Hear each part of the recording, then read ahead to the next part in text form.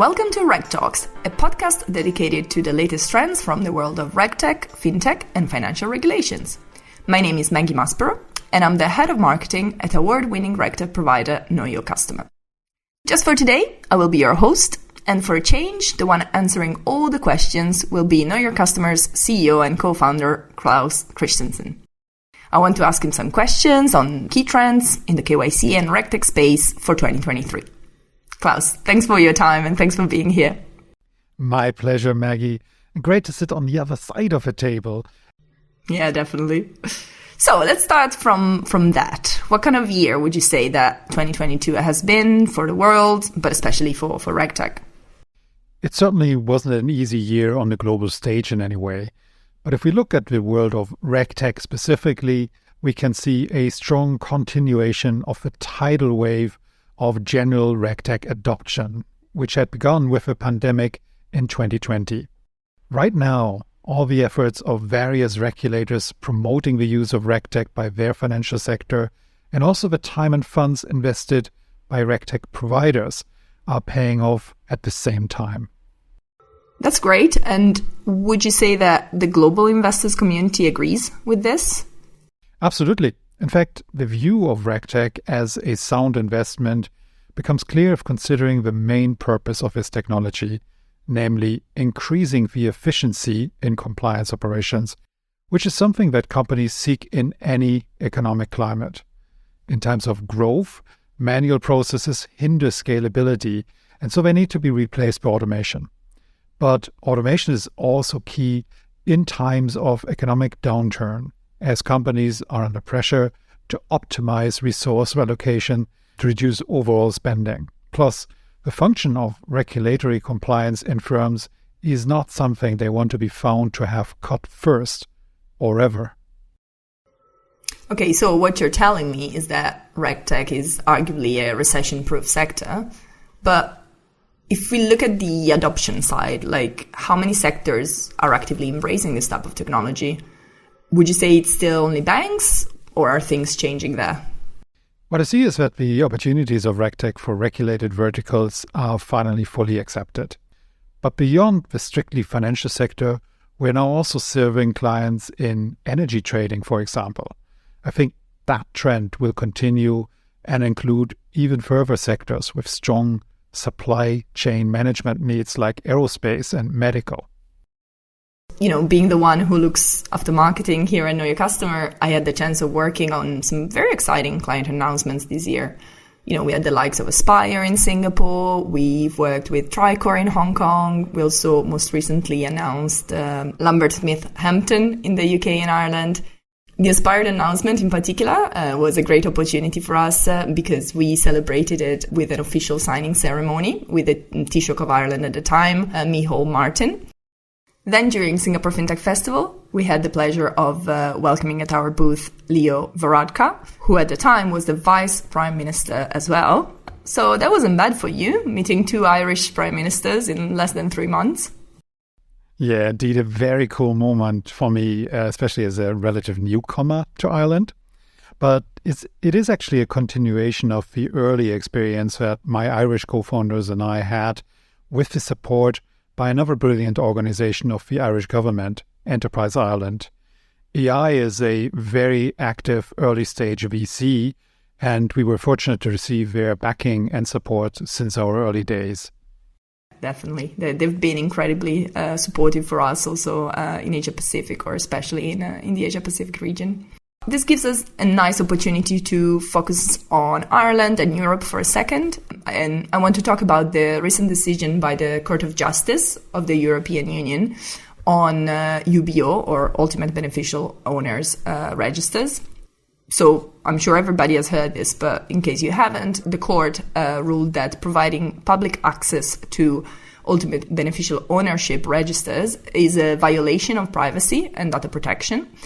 And so as a result, the requirement that member states provide and maintain open UBO registers was deemed invalid. Various countries have already taken the registers offline, and it's likely that many more will follow.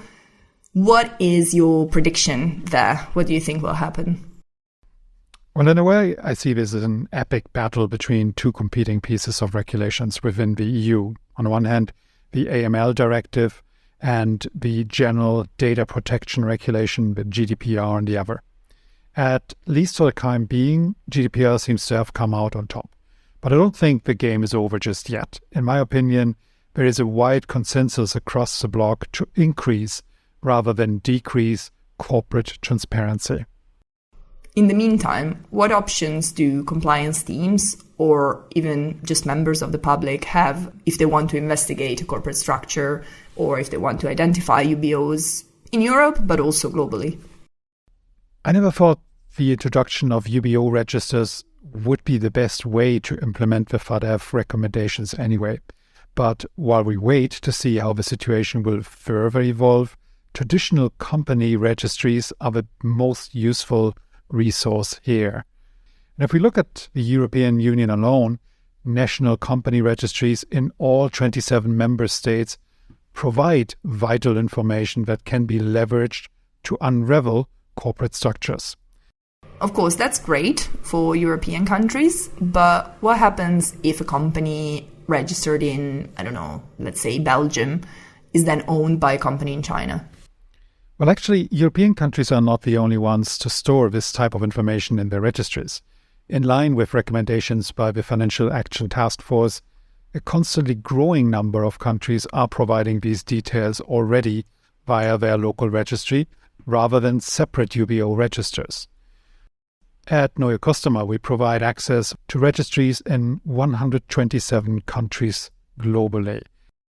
Of these 127 registries, 85% provide official and reliable information on controlling entities and individuals for companies, while 65% also provide information on shareholders, partners, and beneficial owners. I guess sometimes we're not fully aware of the amount of information that can actually be accessed using traditional registries around the world. For anyone interested in learning more, we recently published an article in Finextra on this exact topic, and we'll add the link in the notes of the episode as well, so you can find it more easily. Let's go a bit broader now, as I'd like to talk about the key trends that you see in the global RegTech market overall. In fact, the use of RegTech is exploding, but at the same time, the number of vendors has grown considerably. There is, for instance, the RegTech 100 list. We know that this year they received 1,300 submissions, which is an incredible number. And, this on one hand makes us very proud, the fact that we were actually included, because competition is fierce and probably will remain so for a while.